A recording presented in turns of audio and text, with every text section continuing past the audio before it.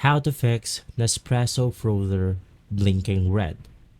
Hello everyone, welcome back to our channel. Now if your Nespresso machine button is blinking red, it may be overheating. The easiest way on how you can fix this is by rinse it with cold water. Rinse the product with cold water until it's cool to the touch. You can also clean the machine thoroughly. Clean the machine with cool water and non-stick source after each use. You have to check the whisk. Make sure the whisk is attached correctly in the jug.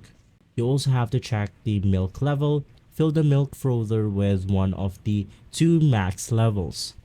You also have to check for something like milk residue.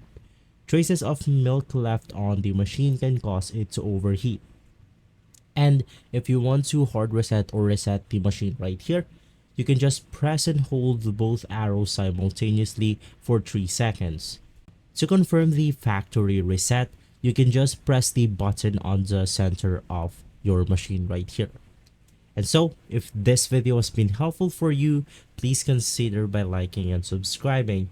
I'll see you again next time. Thank you.